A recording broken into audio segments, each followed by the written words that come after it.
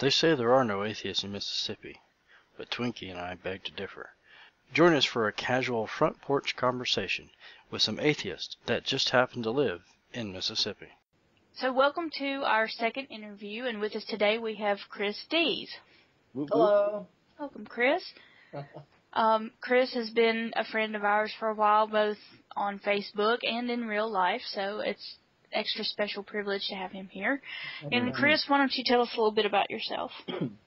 Well, I was born and raised in Mississippi, born in Tupelo, and then I lived in Ripley basically all my life until, like, say, past 4 years, which now I live in Starkville, Mississippi. Ripley is toward the north end of the state, basically smack dab in the middle and about 15 to 20 minutes away from the Tennessee state line. And, born and raised in Mississippi, lived in a Southern Baptist household, and now I'm an atheist. Wow, that's a big jump. How did that happen? Well, it basically started out as me just, like, being kind of curious about things and talking. I talk a lot, and pretty much I just started, like, my curiosity led me to start asking questions, and nobody could really answer those questions for me. And when they did, I realized that most of their answers didn't really fit, it seemed. So, or at least I could ask one question to one person and then ask that same question to somebody else, and I get entirely different answers, but yet they both concluded that they were right. And I'm like, that doesn't really make sense to me. And as time went on, that just kind of added up and up and up. And then I started just investigating things for myself. And I was like, well, I don't think I believe any of this stuff anymore. And I just kept on at it, trying to make myself believe it and trying to study more into it. And the more I studied, the more that I researched, I was like, wow, I really don't believe this stuff. And eventually, I'm the end product right now of my atheism, so. So how religious was your family? Not too religious. They mainly, the key points in my life, whenever I was younger, where religion stood out the most was basically during, like, the holidays, say during Thanksgiving or during Christmas, things like that. Occasionally we would go to church, but that was here and there. It wasn't in our weekly routine or anything like that. So we weren't super religious, but we all believed in God. We believed it was the Christian God, and if somebody asked us if we believed the Bible, then we would say yes.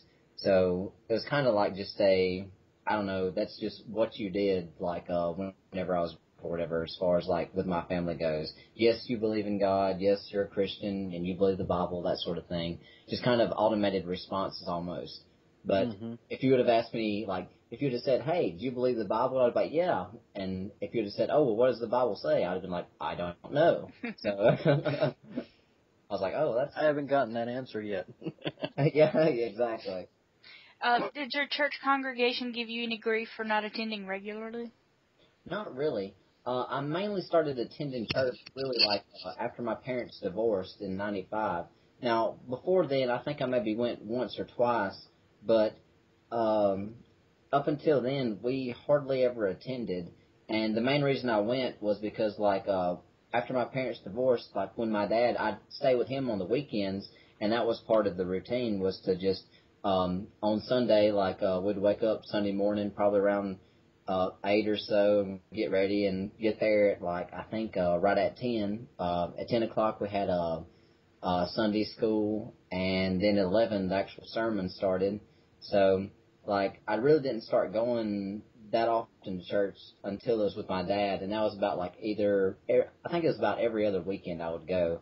And I think he could tell I didn't really enjoy it, especially after, I think once or twice I went to the Sunday school, like, for my age group, and I realized, I was like, wow, I really don't like this, because my age group, whenever we were reading stuff, basically we just read scripture, and that was it.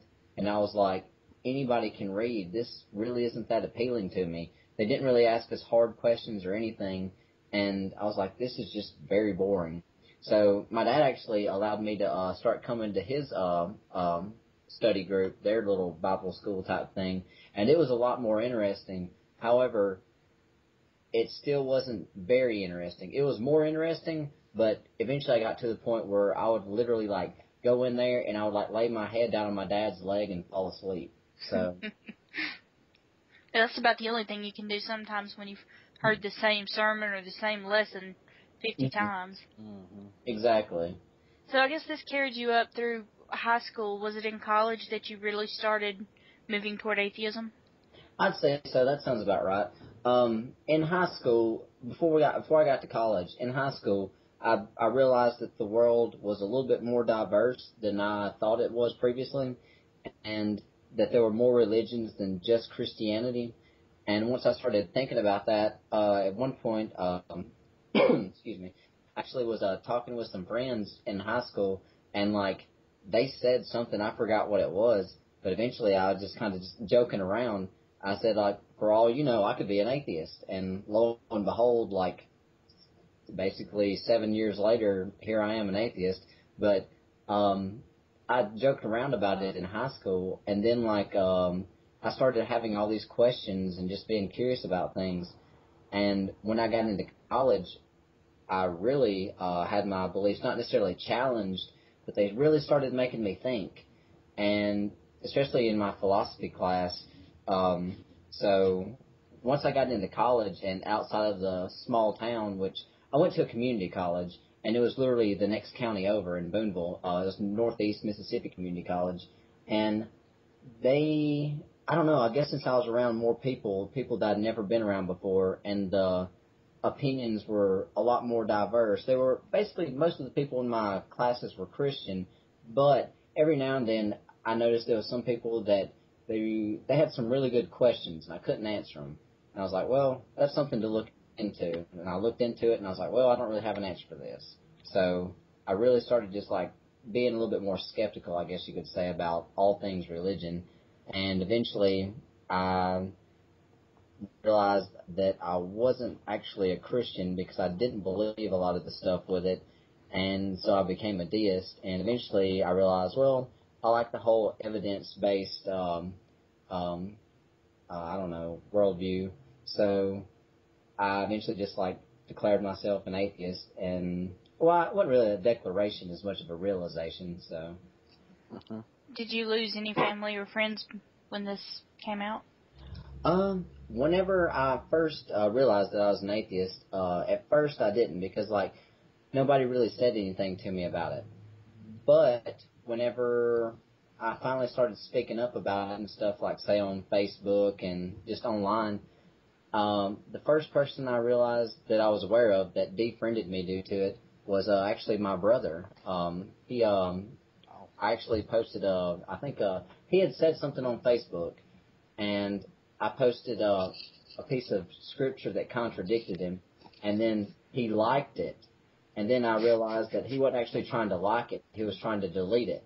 And then he deleted it. And then he deleted me as a friend. I was like, oh, okay, well, all right. That's tragic. Yeah, yeah. At the time, it just, I was just kind of like, well, I just laughed about it. And I still laugh about it now, but it was a little bit more serious then because it kind of irritated me. Well, yeah, I would have thought it was kind of hurtful, too. Yeah.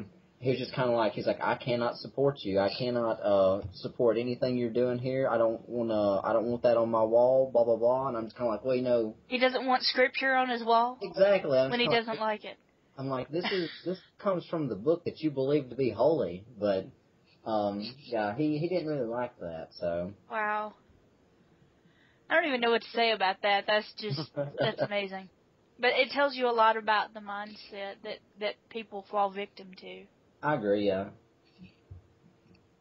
So, what have you been doing since you've been in college to, I guess, sort of promote your way of thinking, or? Okay. Well, not long after coming out, I realized that I needed a few people to talk to. Like, my friends and stuff, they're fun to talk with, but eventually I could tell that, like, after you get so far along into the conversation, they really started getting uncomfortable with things. And the last thing I wanted to do at the time was basically, like, push any friends away or anything like that. Because, like, these were people that I'd grown up with, and I didn't want to, like, basically alter or change our relationship as friends, like, for the worse. And so I was like, well, you know what? I just won't mention it around these friends. In fact, one of my friends, who was actually one of my coolest friends as far as like talking about atheism and religion goes, we used to talk about it and stuff.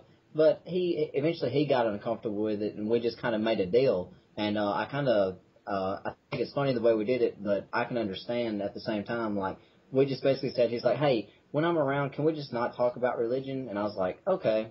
And that was basically it. So we just kind of made that deal. But as time went on, I was like, well, all of my friends get to a certain point and then they get uncomfortable. There's got to be somebody out there that I can talk to and then go beyond that point and just keep having a conversation with. There's got to be somebody. Mm-hmm. And I was at Mississippi State at the time, and I was like, well, I can find some people down here, surely. So I get online because I love the internet. I'm on here all the time, and I don't know. I guess I kind of grew up in the internet a little bit. But, yeah, so I started searching, and I got on Google, looked for people down here around the Mississippi State area, and I happened to, like, stumble across this little atheist group. It's called MSU Atheist. And I was like, awesome. There are some down here, so I'm going to get to finally hang out with some people. I requested to join the group. It was actually a Google group. I requested to join that. I got accepted. Started talking to people a little bit. And I was like, hey, when do y'all have meetings and stuff? I want to meet some of y'all. And here's a little funny story or whatever. Actually, they set up a meeting, and I went to it. Or at least I thought I did. So I went to this meeting, and I'm sitting in there, and I'm looking around. I'm like, or actually, I went to the union, and I'm sitting around. I was like, okay, well, they've got to be around here somewhere. So I'm standing around, looking around, and I see this one guy approach this other group of people, and he has a poster board, and it's got all these religious symbols on it and stuff. And I'm just kind of like, oh, well, you know, atheists tend to know a lot about other religions and stuff, so this is probably it. So I go over there. I'm like, hey, is this what I think it is? They're like, yeah, come on in. I was like, okay, cool. So it's like really exciting. And, yeah, we go in there, and their meeting, it started at 6. And okay, so I'm just sitting there talking and stuff. You know, every now and then people would say some things I thought were kind of unusual. There were people talking about praying to the earth and stuff like that. And I was like, well, you know, I'm not, that's not really what I believe, but, you know, that's different. So I'll just kind of chill here for a little bit longer. And I stayed there for about 50 minutes. And then eventually they said something to the extent of, oh, and the atheists are meeting right down the hall, blah, blah, blah. And all of a sudden no. I was like, whoa. So I raised my hand. I was like, is this not the atheist club? They're like, no, this is the Wiccan club. And I was like, what? Okay. So I walked out or whatever, and or I told them that that's what I was looking for, and I enjoyed their meeting and stuff, and I just ended up leaving. And they weren't upset or anything, were they? Oh no, they weren't upset. They laughed or whatever, and I was okay. like, I've been sitting well, here. Still. I thought it was the atheist club, but like the next door over, I look at it and it says like MSU Atheist. I'm like, oh, here we go. So I grab the door handle, go to open it, and it's locked. And I'm like, well, crap, I just missed the entire meeting, I bet. And I go to walk off, and I see a water fountain, so I get some water. And I was like, well, you know what, I'm going to give it one more try. So I go up there, and I just like knock really hard. And I hear somebody, very faint, come in. And I'm like, the door's locked, and they let me in. And there's about 4 or 5 people in there. And basically that was it. There's only like 4 or 5 people in there, and they all seemed to be staff members and stuff. And I actually sat down and talked with them for about 10 or 15 minutes and realized that they didn't have any students in the group. The group had actually kind of died down for several months, and nobody started coming to the meetings and stuff like that. There were no students involved anymore, so it wasn't actually it was no longer a legitimate student organization, and they needed like basically students in it and stuff like that.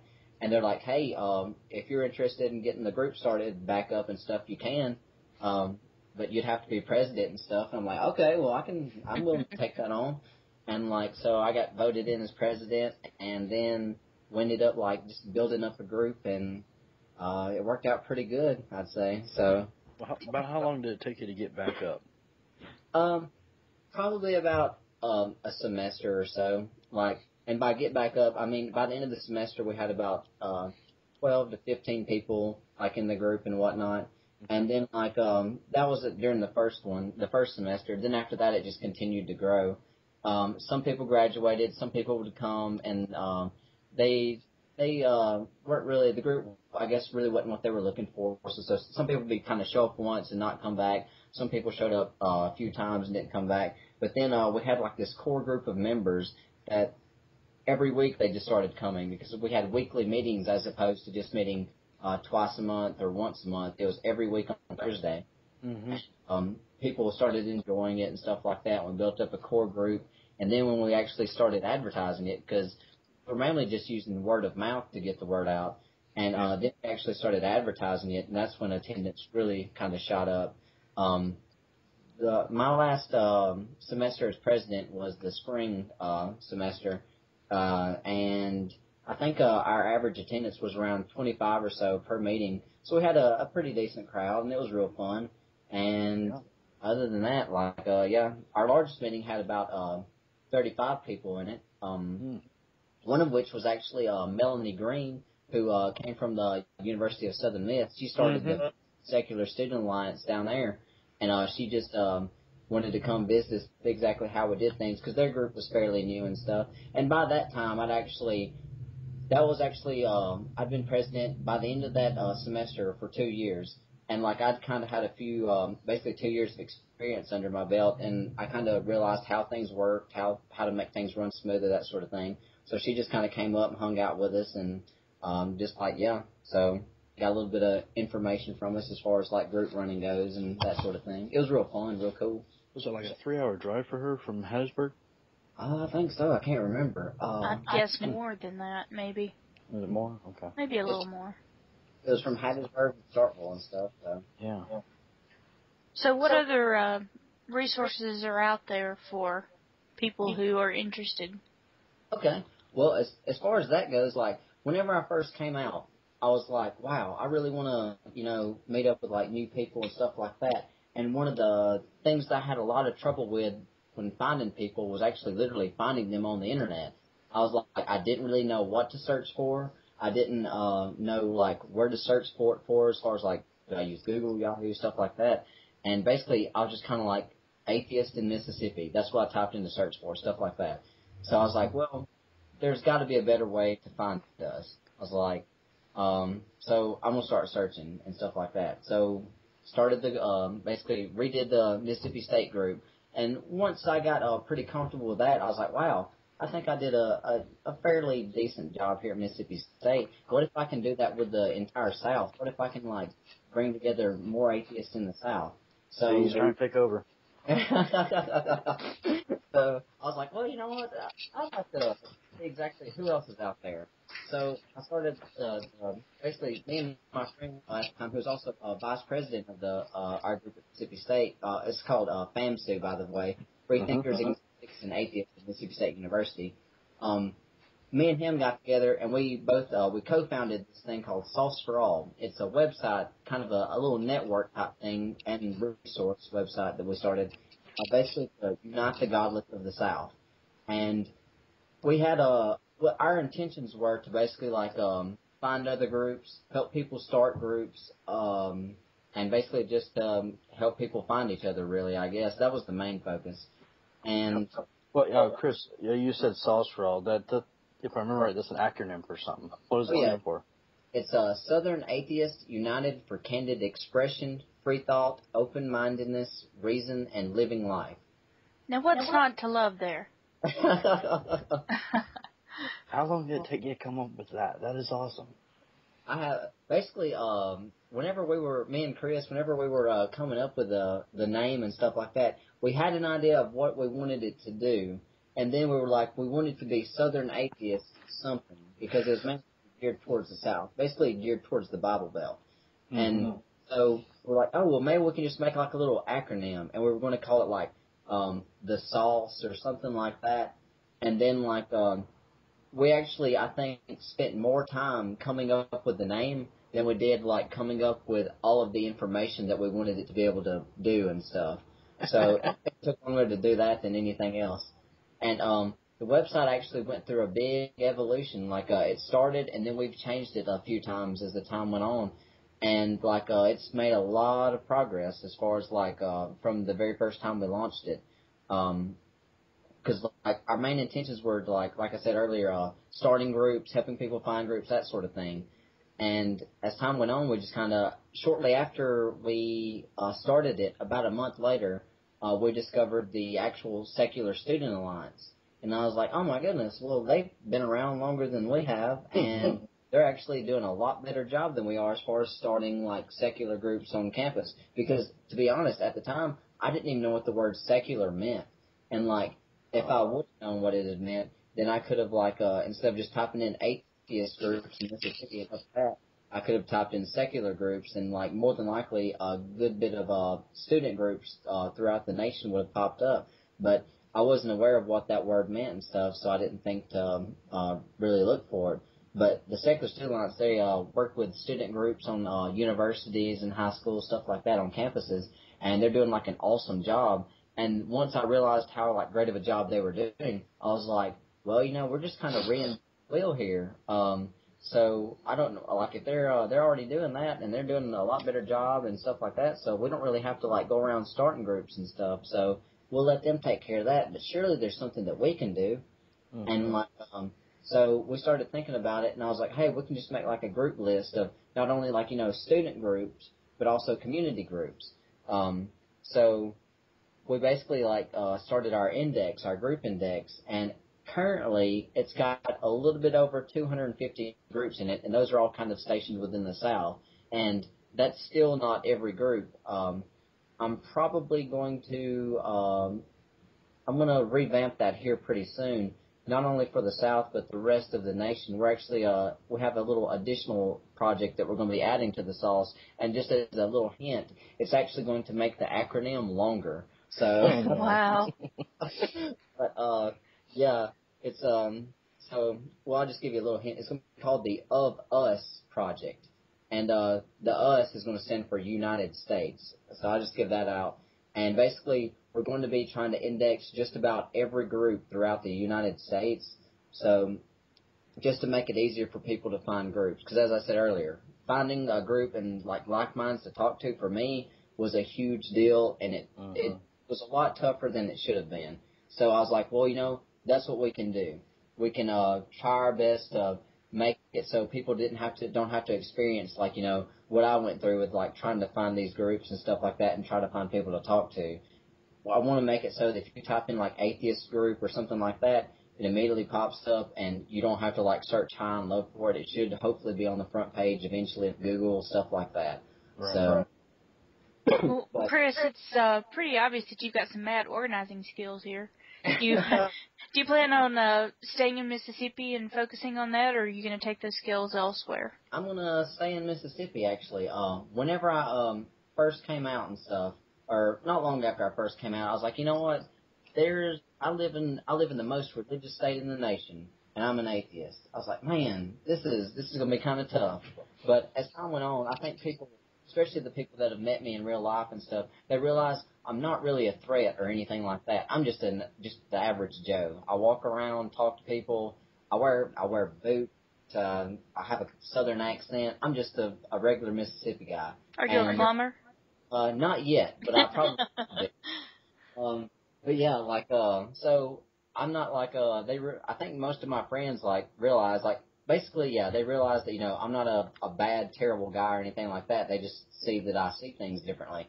So originally I was like, man, I got to get out of this place. Nobody agrees with me, and I'm having to put up with a lot of stuff that I really don't want to have to deal with, like religious laws and stuff like that, such as like Amendment 26 trying to come into play. And all that, oh my goodness, it was so stressful at one point. And like I was like, I've got to get out of this state. But then I was like, you know what? With the Sauce for All project and stuff, if I were to like try to run that like outside of the Bible Belt, for me it'd be a little bit weird. And I was like, you know what, what I'm going to do, I'm just going to stay here in Mississippi, and I'm going to try to unbuckle the Bible Belt from the inside. And I think that would be a lot better, because like being that I'm immersed in it everywhere, it reminds me, it's constant reminders of why I need to do what I need to do. So that way I don't get like too relaxed about things and stuff like that, and just be like, oh, well, you know, it'll take care of itself.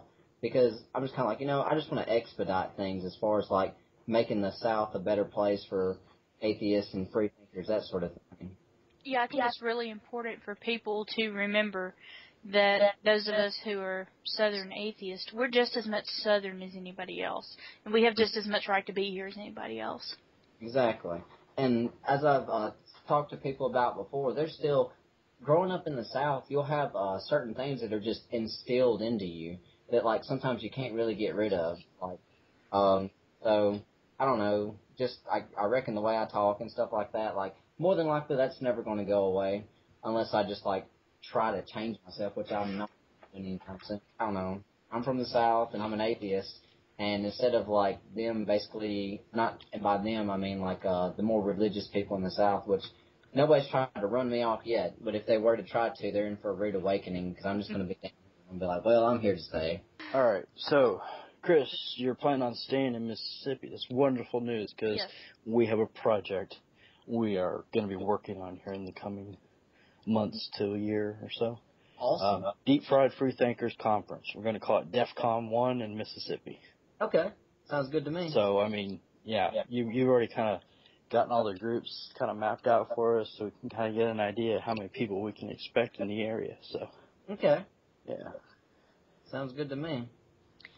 I'm curious what advice you have for people who are currently walking in the shoes that you've come from. What would you say to Mississippi teens and college kids who are struggling with atheism and religion?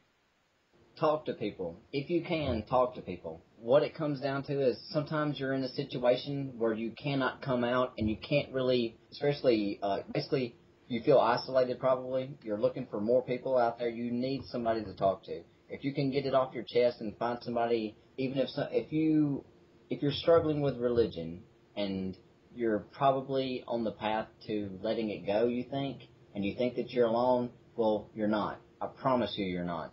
And basically, I'm trying to make it easier for you to find more people like you so that way you can talk to them. Even if it's just like a random conversation on the internet with a stranger, you can find out more information about atheism and everything online. I think somebody phrased it once as, the internet is where religion comes to die.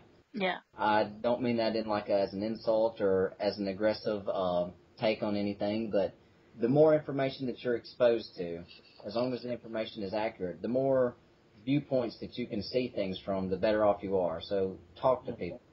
And the more truth you can find, too. Exactly, yeah. Being told about, different religions and how evil they are. Well, Once you get online, you can actually talk to somebody from those countries that has that religious faith and realize they're just like you. Exactly. So if somebody's different from you, don't think of them as like the devil or as evil. Or if you're going through like some sort of mental struggle, especially like as far as with your religion, the best thing you can do is probably find somebody to talk to. And that's what I did, and that helped me out a ton.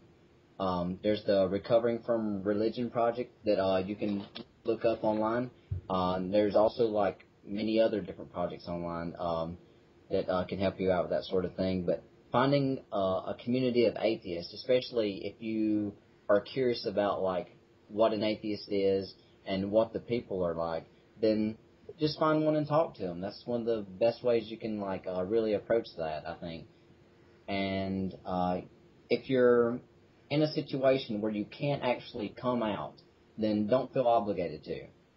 You don't have to come out, especially like say if you're fairly young and you're still financially dependent on your parents and stuff like that. You don't have to come out just yet. You never have to come out if you don't want to, but if you reach that point, I'd recommend it. But before I get to that, just saying that get online, make an alias if you want to. Just make a fake name and just go find atheists and talk to them. They may be able to help you relieve some of the stress and tension that you're going through as far as like your little mental struggle and stuff, because it can be pretty emotional and pretty it can get pretty heated sometimes. So find somebody to talk to, even if you have to do it anonymously online, do that. And for those that can come out, if you can, I would really recommend that you do, mainly because it'll show others they can put a face to the atheism. Many people in our area, Mississippi, aren't really certain as to what an atheist is.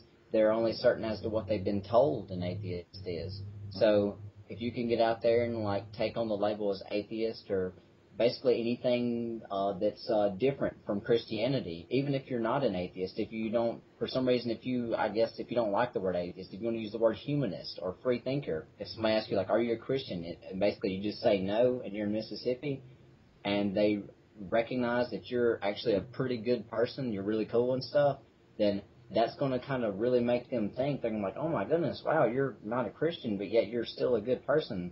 I don't really understand this. So you can set an example, and actually that helps out a good bit. Whenever people can put a face to the word atheist or anything that's like not necessarily Christian or any other type of belief, whether it be Hindu or Muslim or Buddhist, basically it can help take away from that negative stigma that's like associated with atheism. So if you can come out, please do so. We had talked earlier about the coming out process and how in some ways it is like the stages of grief, where you go through the anguish and denial and sometimes anger too. Did you go through any stages like that? Oh, absolutely. As I got closer and closer to realizing that I was an atheist, from now looking back at it from, I guess, hindsight, I can see basically it's kind of like a, I don't know how to put it, basically not to think of it as a bell curve, but eventually it started off low whenever I was religious. Didn't have any stress or anything like that. But as time went on, if you can imagine a graph that basically peaks out and then just drops abruptly, that's basically how it worked for me. Because as time went on, the more and more questions I was confronted with and stuff when trying to, like, say, defend my faith, I guess, basically it became more of a struggle, and it got more emotional, and eventually, like I wouldn't necessarily call it a breakdown, but right before that moment where I finally admitted to myself that I was an atheist, cognitive dissonance, stress, everything, it was just so, I don't know, I don't want to use the word incredible, but it was just like a storm in my mind. It was just like going haywire. Nothing made sense. I didn't understand any of it. And then finally, when I just said, I'm an atheist, and I let go of it, and I actually meant it, I was just kind of like, I've got to let this go. I don't believe any of this. As soon as I let go of religion, the weight of the world just dropped off my shoulders. And everything was like just calm. It was like the storm had ended. And I was like, wow, I don't have to worry about all this stuff anymore. I don't have to worry about hell. I don't have to worry about my friends going to hell. I don't have to worry about, like, having to defend these scriptures that don't make sense to me and for anybody else for that matter. There's so much more relief associated with it. With atheism, there is no book. There is no anything that you can misinterpret, or you're not, there's nothing that is motivating you as far as a text that tells you, oh, you have to go out and spread this, do this, and if people don't believe you, you have to shun them, that sort of thing. None of that's associated with it. All you have to do is just be yourself. And when you finally are yourself and you realize that, hey, you know, there's some things that we don't know and there's some things that we may never know, it eventually comes down to, oh my goodness, well, I don't know this. And saying I don't know is a lot more honest than saying, well, it's magic. So you can actually just kind of chill and be like, well, I don't know, so let's find out. And then you can just like begin a really exciting adventure of just learning all sorts of stuff. So yeah, that's really exciting. I was going to say, when I first started seeking more information about the truth and getting answers to the questions that I had been asking over the years, and I was just like a sponge. I could not get enough, and I'm still that way at times. I'm supposed to be doing something else, or I could be playing a video game or something, but instead I would spend hours reading. And it's just like, hey, you know, you could take a break. You know, there's a game over here you could play, or something. You know, but I know I'm just engrossed in what I'm reading. It's like I just cannot get enough of this information. Finally, someone's telling the truth, or at least I now have the tools that allow me to find the truth. Exactly. And like, it's kind of weird to admit, but like, even surveys and studies have shown it. Like, and I know y'all are aware of these, about how, like, you know, atheists tend to know more about religion than religious people do. Mm-hmm. And I can honestly say that, like, during my trying to find the truth, I studied so many different religions and whatnot. I was like, wow, I I know a lot more about the Bible and other religions now than I did 4 years ago, by far. I mean, I can't even compare. Whenever I labeled myself as a Christian, if you would ask me if I believed in the Bible, I would say yes. If you would have asked me what the Bible says about particular things, I would have said, I don't know. Because I was basically saying, yeah, I believe this, but I don't know what it is. So I haven't read it, but I believe it. So that doesn't really make sense. So I was like, wow. That makes you a hollow belief. Exactly. And it can be dangerous, too, especially when politicians kind of, I guess, warp that and use it to make policy. My goodness. Whenever the Amendment 26 was going around and stuff like that, I was incredibly stressed out. I was like, wow, how do you not understand that this is a religiously motivated law? I'm like, why are you pushing to do this? And, like, I guess because, like, since that's what that particular group of people wanted, they tried to force everybody else to believe it. But interestingly enough and surprisingly and thankfully, Mississippi shot it down. So yeah, that was our springboard. Mm-hmm.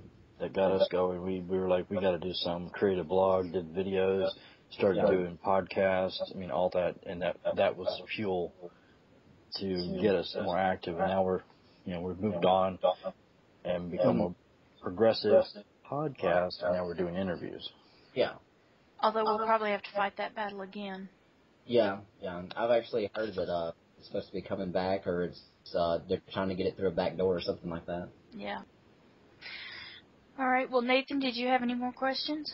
No, I think we covered everything. All right. Well, I'm going to let Chris wrap it up by just telling us whatever he wants to say. As I've said before, I really don't have any type of information that are type of wisdom or anything to bestow on anybody, because I'm not a philosopher, I'm not a scientist, I'm just what I consider to be just an average guy in Mississippi that just happens to be an atheist. But if there's any advice that I can give, it's search for the truth, no matter where it leads you, and don't be afraid of the truth, because once you finally learn the truth and stuff, basically it's going to bring you a lot more relief than holding on to something that is going to cause you a bunch of stress. And in addition to that, just be yourself. Try to make yourself happy and try to make those around you happy. Amen to that. Amen. All right. Well, if nobody has anything else, then I guess that will conclude our interview. Thank you so much, Chris, for being one of the first to volunteer. Oh, no problem. Thank y'all for having me. Oh, it's our pleasure. And I'm sure we'll be speaking to you again probably pretty soon. Okay. All right. Thank you. Thank you. Well, there you have it, our second interview with Atheists in Mississippi. Be sure to check out sauceforall.com. That's SAUCEFORALL.com. sauceforall.com. For finding your meeting groups, other friends, and fellow atheists in these southern states. And they're expanding, so stay tuned. If you happen to be one of those atheists in Mississippi and would like to share your story, please drop us a message or send us an email at deepfried